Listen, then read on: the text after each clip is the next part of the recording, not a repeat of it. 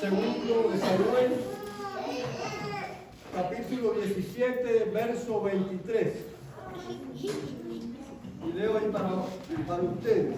Dice, pero Aitofel, viendo que no se había seguido su consejo, enabaldó su asno y se levantó y se fue a su casa, a su ciudad.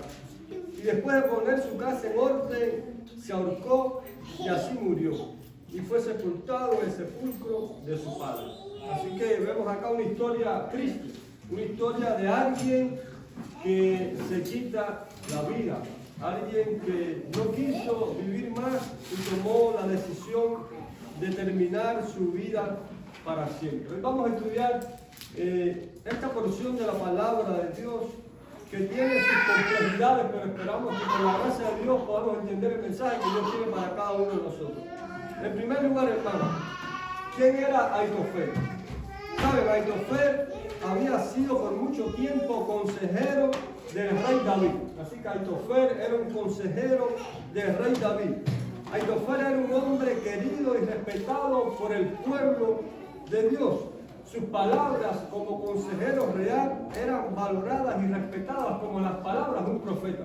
Así que vemos que era un hombre importante en el reino de ¿quién? En el reino de David. Pero queridos, los acontecimientos que sucedieron en la vida de Aitofel parecían no haber afectado su relación con el rey. Vamos a ver qué acontecimientos pasaron en la vida de este hombre que era uno de los líderes del pueblo de Israel.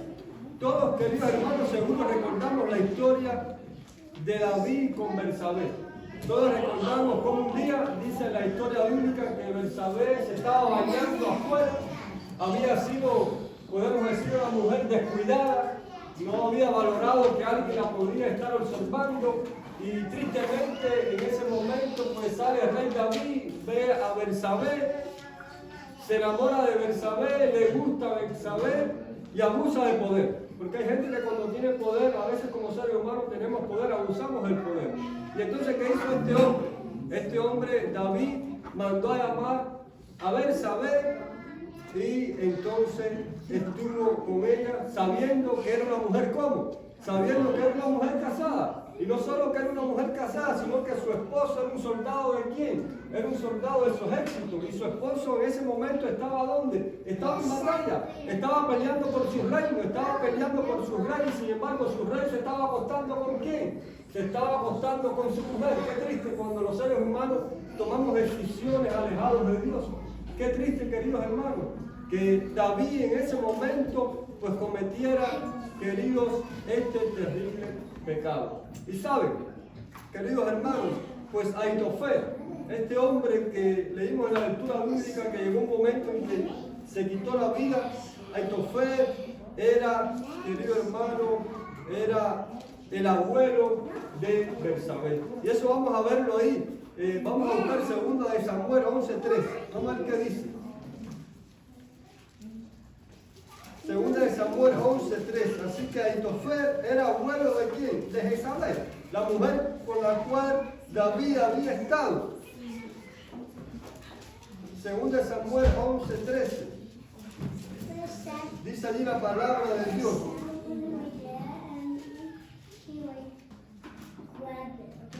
Segundo de Samuel 11:3. 11:3 dice, envió David a preguntar por aquella mujer. Escuchen, así que David, ¿qué hizo? Preguntó. Y miren ustedes, ahí todavía se añade el pecado de David, porque él preguntó quién era, y seguramente cuando respondió le dijeron, es Betsabé, es la nieta de Aitofel, es la esposa de Urías Eteo, el soldado que está luchando por ti en el reino. Sin embargo, a David no le interesó quién era esta mujer, dice. Y envió a preguntar por aquella mujer y le dijeron, aquella es Betsabé, hija de Elián, mujer de Urías Eteo. Así que era mujer de Urías Eteo. Ahora vamos a buscar 2 Samuel 23:34. Así que aquella mujer es hija de Elián. ¿De quién era hija ella? De Elián. Vamos a buscar 2 Samuel 23:34. Dice allí. Elifelé, hijo de Asbaí, hijo de Maaca, Elián, hijo de Ahitofel, Gilonita. Así que Elián era el padre de quién? Era el padre de Bersabé. Pero el padre de Elián, ¿quién era? El padre de Elián era Ahitofel. Por lo tanto, Ahitofel era el abuelo de quién? Era, queridos hermanos, el abuelo de Betsabé. Por lo tanto, Ahitofel sabía lo que había pasado en su familia. Ahitofel sabía que su rey, al cual él servía, había estado con quién. Había forzado, si así lo podemos decir, a su nieta para estar con él. Y no solo Ahitofel sabía eso, sino que también sabía que David había mandado a matar a quién. Había mandado a matar a su esposo. Y querido, por mucho tiempo parecía que no sucedía nada entre la relación de Ahitofel con David.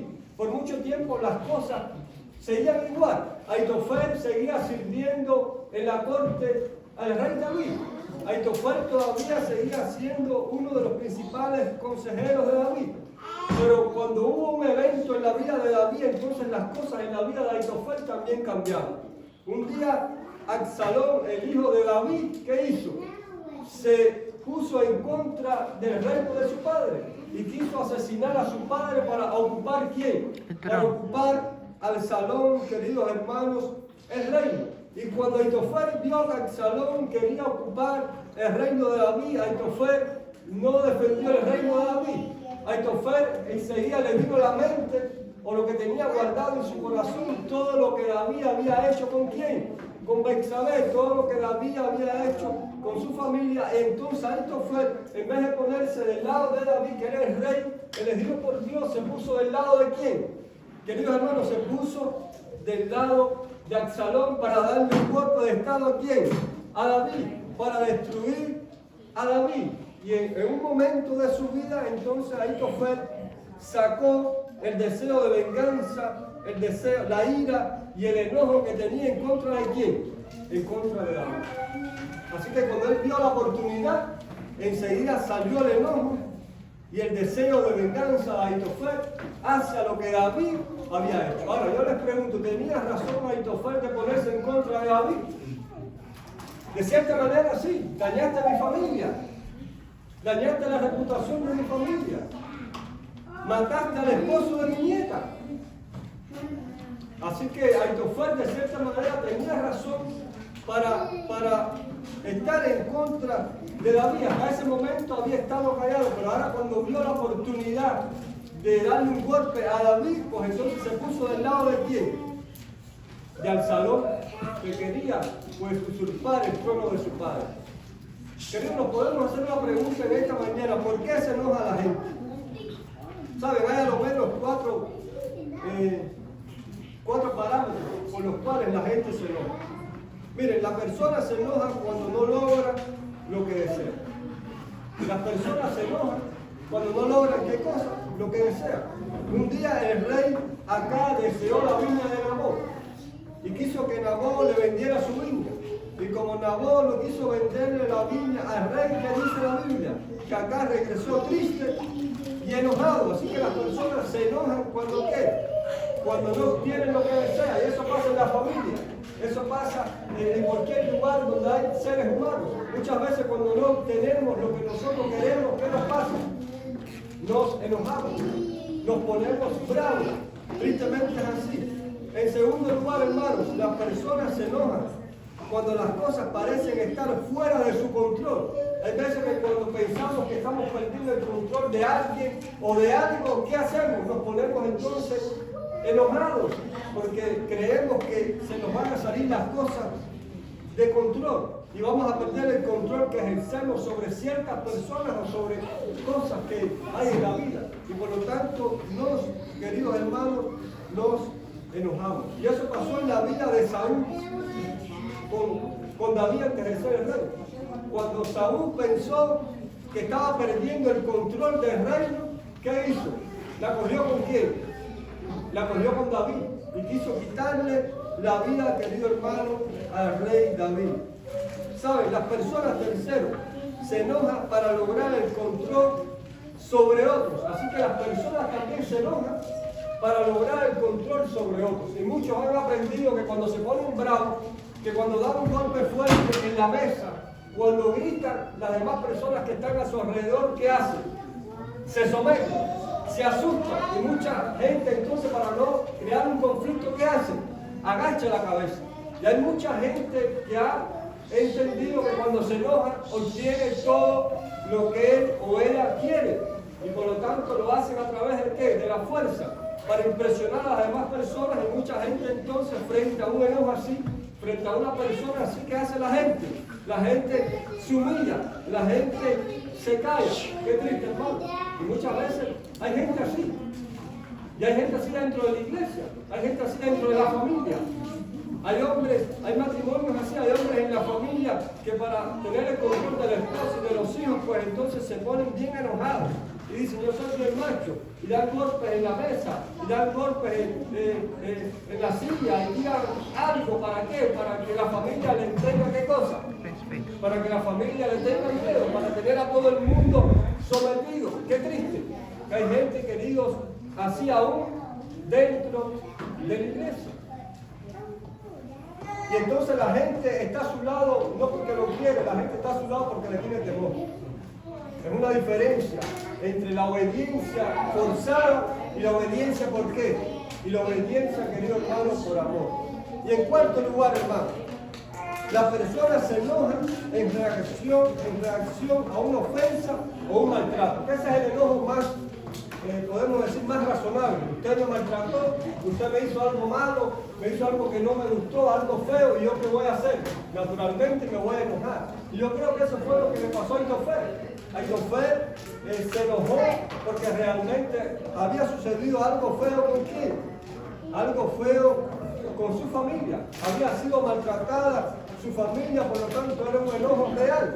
Si usted lo maltrata, lógico que usted se va a ofender, porque entonces usted no sería un ser humano. Si usted a alguien le da un golpe, si usted a alguien lo ofende, usted se va a sentir como ofendido. Si alguien ofende a sus hijos, si alguien le hace algo malo a sus hijos, ¿cómo usted se va a sentir? Ofendido. Si alguien maltrata a su familia, ¿cómo usted se va a sentir? Ofendido y ofendida, queridos hermanos. Pero ¿sabe? El enojo guardado por mucho tiempo sin ser curado dio resultados que fueron desastrosos para la vida de Aitofel. Con razón. Y ahorita voy a explicar, miren ustedes cómo son las cosas de Dios. Aún con razón, el enojo que él tuvo lo llevó a ¿qué? A quitarse su propia vida. Hermano, el enojo, si no se soluciona a tiempo, con las herramientas bíblicas, va a pasar de una etapa a la otra. Y miren ustedes algunas etapas del enojo. Miren ustedes qué triste es no saber curar el enojo cuando entra en nuestro corazón. La primera etapa del enojo es la etapa de la herida. Es cuando usted a alguien lo maltrata y usted se siente normalmente o lógicamente usted se siente herido. Esa es la primera etapa.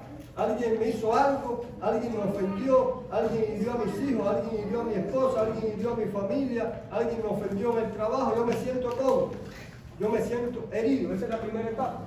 Pero si no lo detenemos ahí, el enojo va a pasar a una segunda etapa. ¿Y cuál es? Es la etapa infecciosa, que dice es el tiempo gastado, ya sea un mes, un año, 2 años, 10 años, pensando en lo que esa persona o en lo que alguien me hizo. No sé si usted a alguien lo herido, usted a alguien lo hiere, y muchas veces hay gente que guarda ese enojo y constantemente está pensando en lo que esa persona le hizo. Y pasa un mes y está pensando, y fulano me ofendió. Y el pastor de la iglesia me trató mal. Y el líder de la iglesia no me visitó porque estuvo enfermo. Y la persona sigue, ¿qué cosa? Sigue analizando y pensando lo que sucedió en su vida. Y eso es una etapa infecciosa, porque entonces usted se empieza a infectar más de ¿qué? De ira. Usted se empieza a infectar más de enojo. Y no se puede sacar ese enojo porque usted lo que hace es pensar y repetir en su mente lo que alguien le hizo, aun cuando usted tenga razón. Y es una etapa coma. Es decir, es una etapa infecciosa, donde usted se está llenando todavía de más ira y de más enojo contra esa persona que lo ofendió. La tercera etapa, queridos, es la etapa de recolección. Entre tanto, la persona se alimenta con el repaso mental de la herida, se desarrolla en la persona un deseo subconsciente de padecer más dolor. Es decir, cuando usted empieza a asimilar esa etapa infecciosa, llega el momento en que usted no puede dejar de pensar, porque de manera inconsciente usted tiene que sentir qué cosa emocionalmente. Ya el cerebro le está diciendo que usted debe de estar constantemente sintiendo qué cosa, sintiendo ese dolor.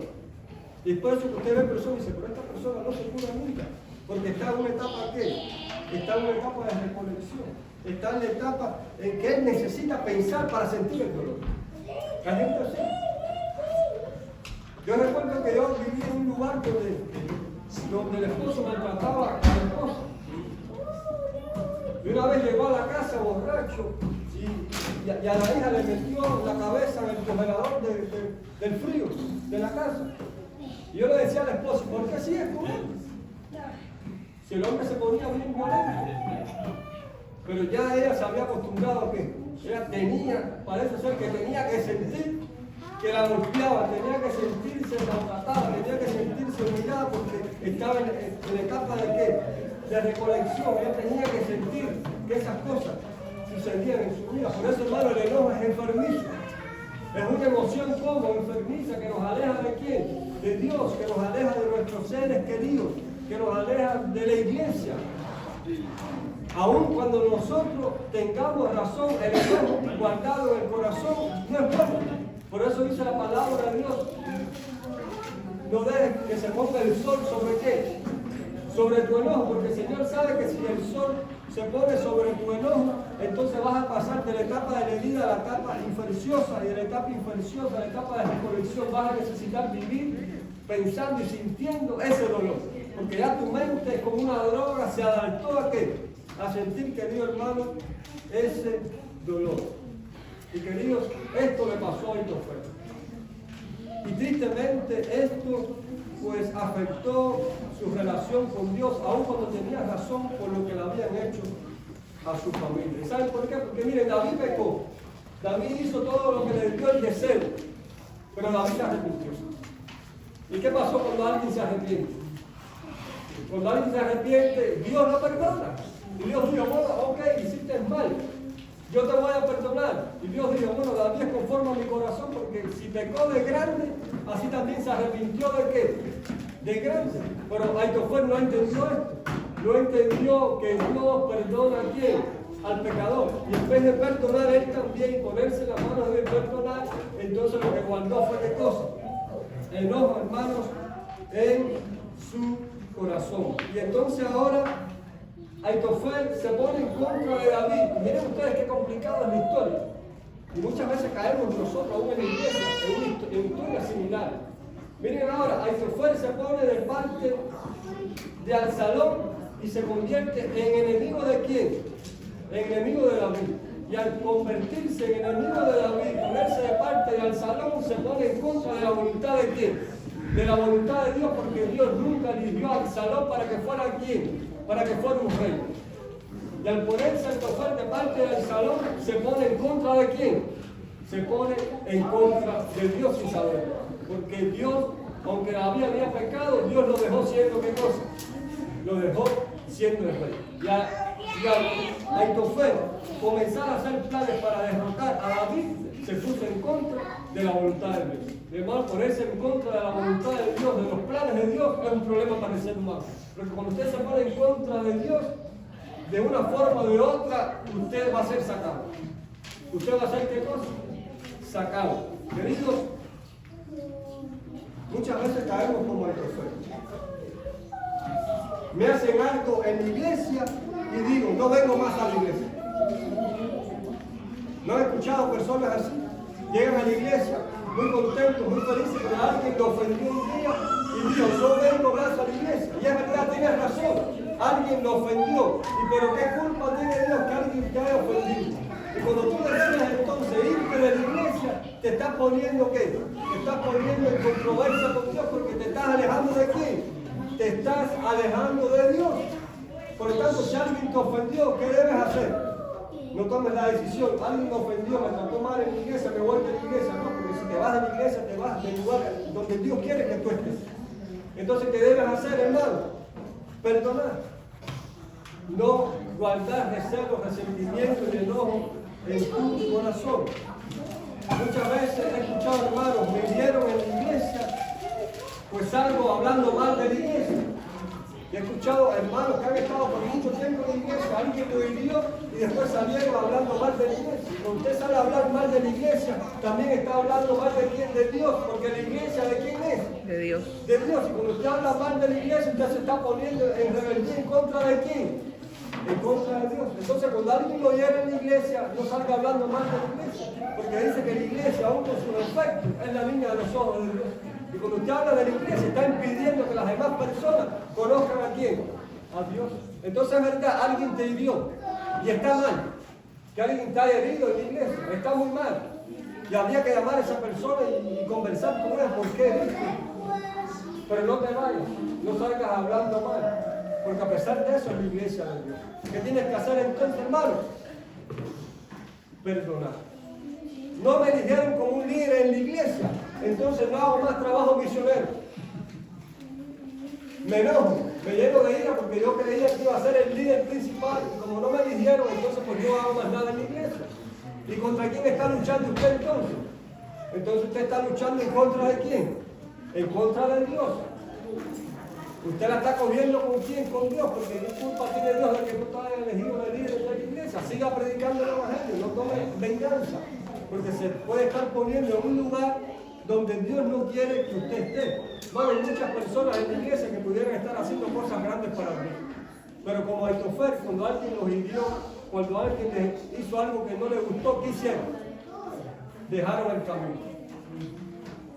Se quedaron callados, dejaron el camino y no trabajaron más para Dios. Y Dios te está diciendo, es posible que es verdad que alguien te haya herido, que alguien te haya hecho mal.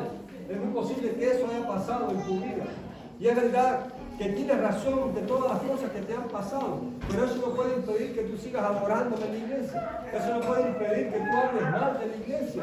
Eso no puede hacer que tú te alejes de la obra de Dios porque alguien te hirió. No, sigue conectado conmigo porque con el que tú tienes que estar conectado no es con el que te hirió, con el que tú tienes que seguir conectado es conmigo, porque de esa manera yo te voy a sanar, de esa manera yo te voy a curar, de esa manera yo voy a sacar de ti el enojo y te voy a dar la capacidad para que tú puedas perdonar para honra y gloria a Dios. Bueno, tenemos que perdonarnos los unos a los otros. ¿Qué hacer entonces cuando alguien nos hiere, cuando nos pasa una historia similar a la de Aitofel? Hermano dice, receta bíblica. Así que Dios nos da qué cosa. Recuerden que estamos en un hospital. Cuando usted va a un hospital, ¿qué hace el médico? Cuando usted está enfermo, el médico le da una receta. Y cuando alguien lo hiere y usted se enoja y se llena de ira, Dios te da una receta para que ese enojo desaparezca de su vida. Primero, una actitud de fe. ¿Qué significa tener una actitud de fe? Significa que Dios está al control de mi vida. Él no permitirá nada en mi vida que no pueda impedir su propósito en mí. Así que Dios no va, querido hermano, permitir que nada me pueda dañar. Dios no va a permitir que alguien estorbe el propósito que Dios tiene en mi vida. Por lo tanto, yo tengo que tener una actitud de fe. Me hirieron, me hicieron daño, pero yo sé que Dios está conmigo. Y yo sé que aunque tenga miles de enemigos, el Señor me va a dar ¿qué? La victoria, porque si Dios tiene un plan en mi vida, nada ni nadie lo puede cambiar. Miren ustedes que Dios eligió al rey David. Y el rey David fue ungido. ¿Y cuándo vino a ser rey? El rey David no vino a ser rey cuando Dios lo ungió, cuando el profeta Samuel lo ungió. Fue rey como 15 años después.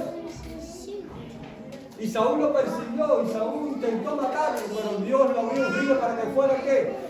Rey. Y David fue rey. Si Dios lo ungió a usted para que fuera un siervo de Dios, una sierva de Dios, no importa lo que nadie te haga, tú vas a ser un siervo y una sierva de Dios porque el Señor está contigo. Amén. Así que tenemos que tener, hermano, una actitud de fe. En segundo lugar, una actitud de perdón. Aquellos que me han hecho daño, al perdonar, ya no se demanda que paguen el precio. Es decir, ¿qué actitud tenemos que tener en nuestra vida? Una actitud de perdón. Miren, ¿qué probabilidades hay de que usted discuta con alguien que usted no conoce? Hay probabilidades muy escasas. Muy escaso, porque si usted no conoce a alguien, es muy difícil que usted discuta con él. Ahora, ¿qué probabilidades hay de que usted discuta con un compañero de trabajo? Hay más probabilidades, porque ya usted convive más tiempo ¿con quién? Con esa persona. ¿Qué probabilidades hay de que usted se ponga bravo o se enoje con alguien dentro de la iglesia? Las probabilidades aumentan porque estamos juntos, porque nos vemos, porque compartimos momentos juntos. ¿Qué probabilidades hay de que usted discuta con su esposo o su esposa? Son más grandes todavía porque viven ¿dónde? En la misma casa y se ven todos los días. Así que las probabilidades de discutir, de que haya un altercado, aumentan cuando nos relacionamos ¿qué? Más. Por lo tanto, en la iglesia se van a levantar problemas. En la iglesia van a haber desacuerdos. En la iglesia puede ser que un día alguien te hiera. Pero lo que Dios te está diciendo es que cuando eso suceda, ¿qué tú tienes que hacer? Primero, una actitud de fe. Segundo, perdonar. Perdonar, porque cuando usted perdona, usted se cura a sí mismo y está ayudando a la otra persona a ser curada. Y se acabó ¿qué cosa? Se acabó el problema. No empieza a repasar lo que le hicieron. Porque cuando alguien nos hace algo, llegamos a la casa y hacemos como hacemos. Es decir, hacemos como repasamos aquí ahorita. Empezamos a repasar lo que esa persona nos hizo. Y empezamos a guardar enojo en nuestro corazón. Entonces, ¿qué tenemos que hacer? En vez de repasar lo que esa persona le hizo, empiece a orar por usted y por esa persona. Y usted va a ver que el enojo va a desaparecer y el perdón va a entrar. Y usted va a tener la capacidad de Dios ¿de qué? De perdonar. Recuerden que el perdón, queridos hermanos, el perdón es un invento divino para nosotros los pecadores. Porque la naturaleza del ser humano pecaminosa es: tú me das, yo te doy. Haga la prueba. Usted le da a alguien un golpe y ¿qué va a recibir? Es muy posible que reciba dos. Porque entonces hacemos más de lo que recibimos. Usted me da un golpe a mí y yo no quiero darle uno, porque si no quedamos empatados yo tengo que ganar, yo tengo que darle dos para decir gané. Porque así somos nosotros, los seres humanos. Usted me tira con un revólver y yo busco una escopeta, uno con una escopeta te llego más fuerte. Usted busca una escopeta y yo busco una ametralladora. Usted busca una ametralladora y yo busco una bazooka. Y usted busca una bazooka y yo busco un misil. Y usted busca un misil y yo busco una bomba atómica y desaparezco todo el mundo. Porque así es el ser humano. Porque somos así. La respuesta frente a un agravio es la venganza. Pero Dios nos dice, no es la venganza, porque la venganza es terrible, es más terrible. Por eso Dios dice, airaos, pero no pequéis. ¿Por qué Dios lo dice? Porque muchas veces cuando alguien nos hace algo, lo que nosotros le hacemos después a esa persona es peor de lo que esa persona nos hizo. Recuerda la historia que hubo allá donde yo vivía, en Cuba, una esposa traiciona a la esposa. Es duro eso, sí. Es duro, es fuerte, está mal. Pero ¿qué hace el esposo? Los agarra allí junto a los dos. ¿Y qué hace el esposo? Saca un cuchillo y mata a la esposa. Muchas puñaladas a la esposa y mata también a quién? A la amante. Ahora, pregunto, ¿no hizo peor que lo que la esposa le estaba haciendo? Hizo peor. La esposa le dio, lo traicionó, pero él asesinó a otra persona. Y entonces, por eso dice la Biblia, airaos, pero no pequéis, porque nuestra respuesta frente a la gracia, en casi todos los casos, es peor lo que hacemos que lo que nos hicieron a nosotros. Por eso el Señor, la vía que nos da, ¿es qué cosa?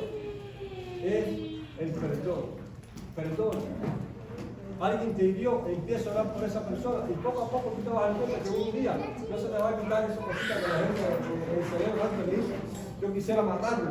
No, pero usted sigue orando y orando por esa persona y poco a poco eso va a ir desapareciendo. Y va a llegar, ¿qué cosa? Va a llegar el perdón de Dios, hermano. Hermano, cuarto lugar, tercer lugar, ya terminamos, una actitud de amor. Y en cuarto lugar, una actitud de intercesión. Empieza a orar. Si Aitofel hubiera hecho esto, no hubiera terminado ahorcado. No hubiera terminado siendo enemigo de quién? De Dios, porque se interpuso en los planes de Dios. Con razón, pero tenía que haber tenido una actitud de fe. Tenía que haber perdonado. Tenía que haber tenido amor en su corazón. Tenía que haber orado por David. para que David cambiara a David, lo cambiara también a él. Pero querido hermano, Ahitofel fue herido, pero no permitas que el daño que otros te hagan afecte tu juicio y te haga tomar decisiones que afecten tu relación con quién. Con Dios, nunca permitas eso. Que lo que alguien te haga afecte tu juicio y tu relación con quién. Con Dios. Te hirieron. Ora. Busca a Dios de todo corazón y pídele a Dios que te dé la capacidad de perdonar. En la iglesia, algún día alguien te va a decir, aquí, sí, va a pasar. Este no es el cielo todavía. Es un pedacito, como decía alguien ahorita, es un pedacito del cielo. Pero todavía, hermano, no es el cielo. Y vamos a estar batallando hasta que Cristo venga. Y en algún momento alguien te va a decir, en algún momento el pastor se va a equivocar contigo. El primer anciano va a hacer algo que a ti no te guste. Porque va a pasar, porque somos seres humanos. ¿Y quién puede levantar la mano y decir, yo nunca he herido a nadie? Yo nunca he ofendido a nadie. Nadie puede hacerlo, porque todos lo hemos hecho, a veces consciente, por sinvergüenza que somos, lo hacemos para chivar a los demás, o inconscientemente, sin darnos cuenta, lo hacemos también. Entonces eso va a pasar en la iglesia. Pero cuando te pasa, recuerda algo. ¿Qué debes de tener primero? Una actitud de qué? De fe. Tú estás en los planes de Dios. Y nadie puede romper el propósito que Dios tiene en tu vida. Cuando te pasa eso, ¿cuál es la segunda actitud? Perdonar. Empieza a orar por esa persona. Y orando por ella, te vas a ir sanando tú. No dejes que el enojo se albergue en tu vida. Orando por ella, tú vas a empezar a sanar. Pidiéndole a Dios que te ayude a amar a esa persona, te va a ayudar a sanar. Intercediendo por ella, te va a ayudar a sanar. Llegará el momento entonces en que tú, aunque te dieron, aunque te hicieron algo que no te agradó, tú te sientes cómodo, en paz. Porque sientes que el amor de Dios y el perdón de Dios se extiende no solo de Dios hacia ti, sino que se extiende de ti hacia quién? Hacia las demás personas. Hermano, Dios te bendiga. Dios te guarde en este día y que podamos amarnos y perdonarnos los unos a los otros.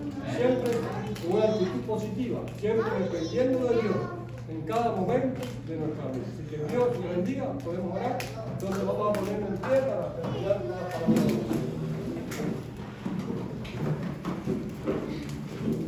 Oramos. Padre Santo y nuestro Dios, alabado sea su nombre.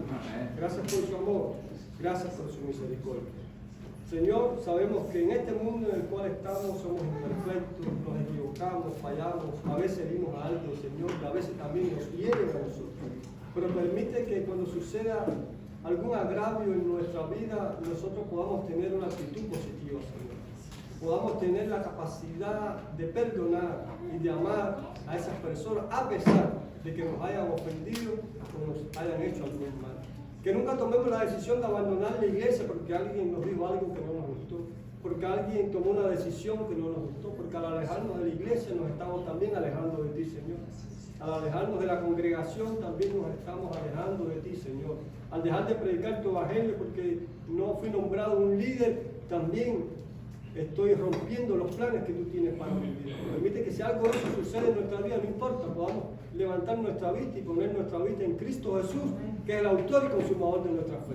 Y podamos seguir en la iglesia, podamos seguir predicando tu evangelio y podamos seguir sirviendo a los demás, así como Cristo nos ha enseñado, Señor. Ayúdanos y permite que siempre tengamos una actitud de perdón frente al agravio, frente a cualquier polémica, Señor. Porque si Cristo está en nuestro corazón, no hay nada que no podamos vencer. Bendice a la iglesia acá en Curva, bendice a sus líderes, bendice a cada hermano, a cada hermana, a cada niño. Permite que juntos podamos seguir preparándonos para muy pronto estar contigo en las naciones celestiales. Lo pedimos todo, Señor, en el nombre de Jesús. Amén. Dios le bendiga. Amén.